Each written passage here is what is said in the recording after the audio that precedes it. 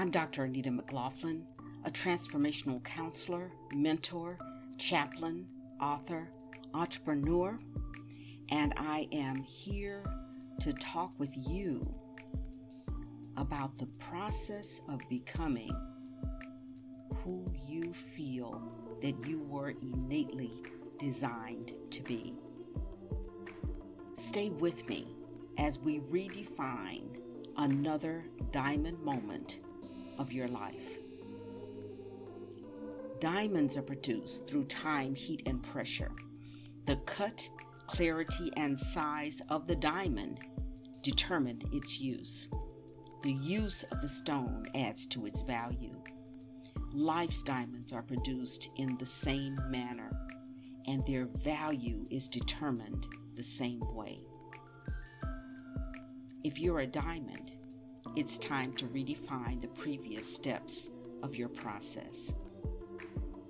Before we begin today, I want to remind you that I am available to speak with you personally on wisdom. So join me on wisdom. You can leave questions that I can answer in real time, or when I am doing wisdom talks, you'll be able to talk with me there. You can also reach me through my website at dranitamc.com. That's dranitamc.com.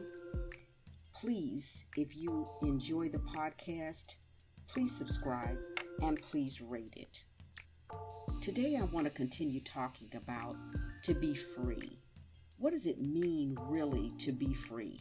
To be free who the Creator, God, our source, Spirit, created us to be. So many times who we innately are has been so suppressed by situations around us, people around us, the events of our lives, until we have become ineffective in being our true selves. I want us to look at those things. A very large area that we discuss here is taking the negatives of life and turning them into your positives, taking the things that have previously been hurtful to you and using them to strengthen yourself.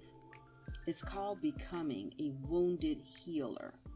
And in doing so, it's very, very necessary to take a look inside. The expression that says hurt people, clearly addresses the fact that we have to evaluate where we've been in order to turn that process around, and instead of becoming a hurt person who is also going out and hurting others, that we become a hurt person who is now able to heal others.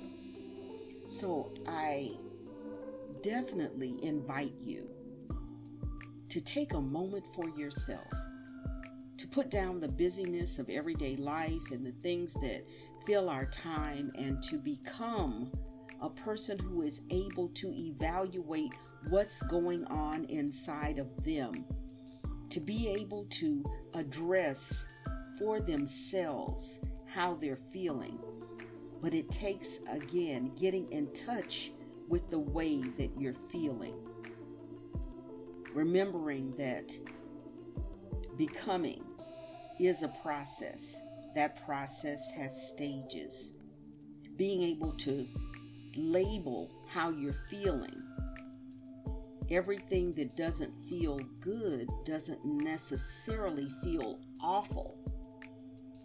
So when we're looking at evaluating our emotions, being careful to be accurate in what we're feeling, utilizing those feelings to go back and find places of injury. If you were chased by a dog when you were young, and you don't understand exactly why, because your adult mind says that the dog won't hurt you, you have to go back and process those places in your life where you experienced a trauma. Sometimes you can do this on your own, and at other times you need to seek help. You need to get a counselor. You need to get someone who is trained to help you walk through these areas. I've expressed to you previously not to minimize the things that you've gone through. They were really sometimes very traumatic. And so we don't want to say what you felt is not what you felt, or that you were just a little kid and so you didn't understand. It's to be able to honor that child within and to listen to the voice of that child within, and then to heal that voice.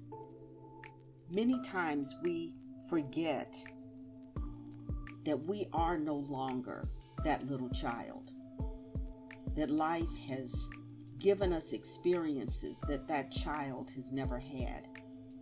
And within those experiences are the understanding that we can utilize our adult selves to heal that inner child. Once that child becomes healed, once that which was unspeakable has been spoken, it loses the control that it had over you and over your life. We've all experienced things that were extremely difficult. We've all experienced things that we don't necessarily want to live in a day-to-day basis, but in all actuality, until those hurts are healed, we are living in that bruised place of life. I shared with you about the process of clinical pastoral education, in which counterintuitively you utilize the things that have been hurtful to you, and those things actually become strengths. They become strengths because now you can talk about them openly. You can talk about them without feeling as though just to look at the situation will be overwhelming. You look at them from a perspective of an adult, having words that will define what you see there, and utilizing the concepts to heal what has been hurt within you. When we're talking about being free to be who we are, it takes into consideration the influence of those assigned roles that we talked about. Breaking free from those roles or the expectations of other people. Because in all actuality, those people, as I've said before, will not die our death. And therefore, those people have no right to live our lives. When we talk about the Creator having made us independent of each other, made us as individuals to be who He created us to be,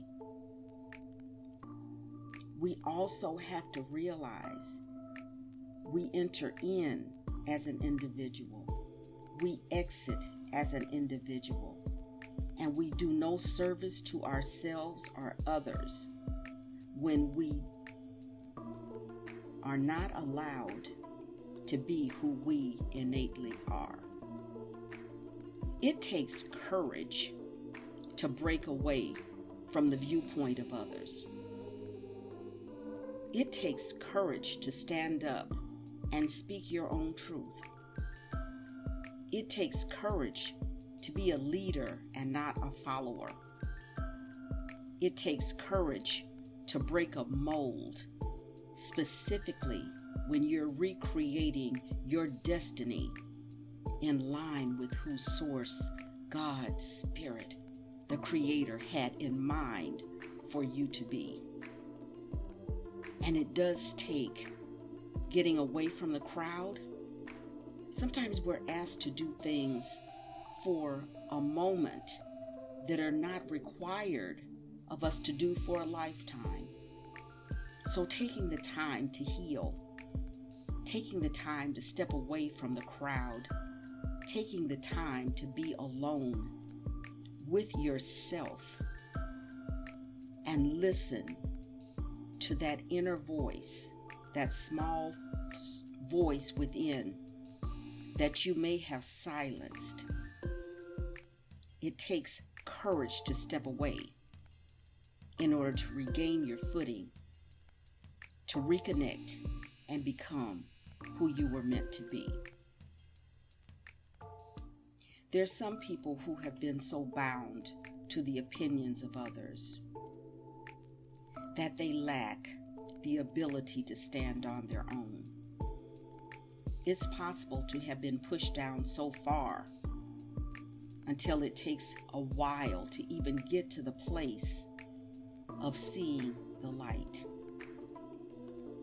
So when we say that becoming is a process and that process has stages, among those are being still enough to determine who God is trying to show you that you are. To be alone is not necessarily to be lonely.